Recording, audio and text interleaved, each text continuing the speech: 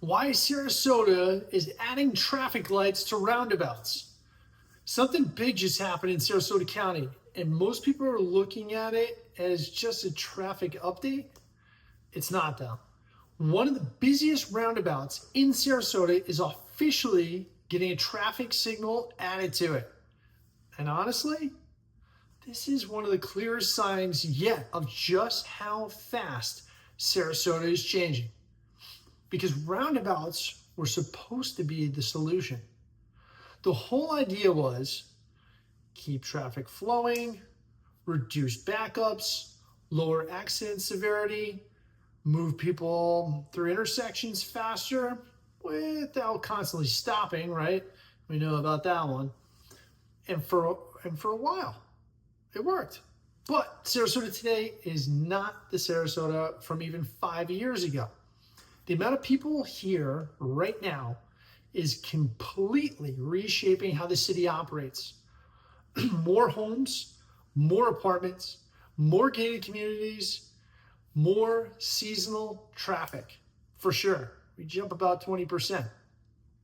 More construction, more delivery trucks, more tourists, and we're back at the top of the charts again with that, more everything. And eventually, infrastructure starts feeling the pressure. If you've driven around Sarasota lately, you already know. Some intersections feel completely different than they used to. What used to take 8 minutes now takes 20. Certain roads during season, forget it. UTC gets packed, Clark Road backs up, Fruitville gets slammed, Lakewood Ranch keeps expanding east, tens of thousands of homes. It just keeps sprawling and sprawling. Palmer Ranch continues to grow. And now even roundabouts are starting to struggle keeping up with demand. That's why this signal matters. Because this isn't just about one intersection. This is about Sarasota officially entering a new phase of growth. And if you live here, or you're thinking about moving here, you need to understand what that means. See, one thing I think people underestimate about Sarasota real estate is how much infrastructure impacts property values.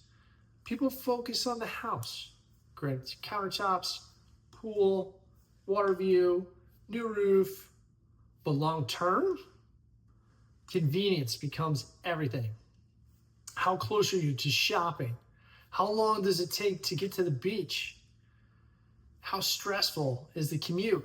And if you're a traffic snob like a lot of people, including myself, are, if you have to drive more than 15 minutes or traveling wise, we don't want to even go. So can you get to downtown in season? Can you get in and out of communities? Those things start to influence buyer behavior in a major way. And you can already see it happening. Some neighborhoods continue becoming more desirable because they have easier access, better road flow, and smarter planning. Others are starting to feel congested. And once buyers feel daily frustration, that absolutely affects demand, especially in Florida, because a lot of buyers are moving here for lifestyle. They don't want stress. They don't want gridlock. That's why they're moving from the other areas. They want convenience, ease, freedom, walkability, quick access to restaurants, golf, the beach, and airports. So when traffic patterns start changing, real estate patterns usually follow. Now here's the interesting part. I actually think Sarasota is still ahead of a lot of Florida cities when it comes to planning. But the challenge is the speed of growth. The country is trying to keep up with demand while thousands of people continue relocating here every single month. And infrastructure projects take time. Road expansions, signals, drainage, utilities, new schools, everything takes years.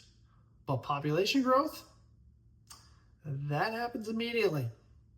That's why you're seeing these adjustments happen more frequently now. And personally, I think this is only the beginning.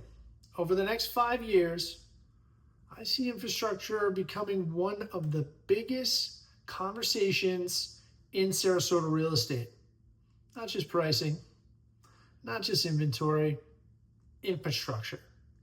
Because the neighborhoods that balance growth with convenience are going to continue to be outperformers, especially as buyers become more selective. And honestly, this is exactly why local knowledge matters right now. Google best neighborhoods in Sarasota. You have to understand traffic flow, future development, road projects, flood zones, insurance trends, seasonal patterns, construction expansion, school planning, commercial growth. You have to understand all those things because two communities that look similar online can feel completely different once you actually live there. That's the stuff most people don't realize until after they move. And this new signal. It's one more sign Sarasota is evolving fast. The question now becomes, which areas are positioned best for the next phase of growth? And which ones start feeling overwhelmed? That's going to be really interesting to watch over the next few years.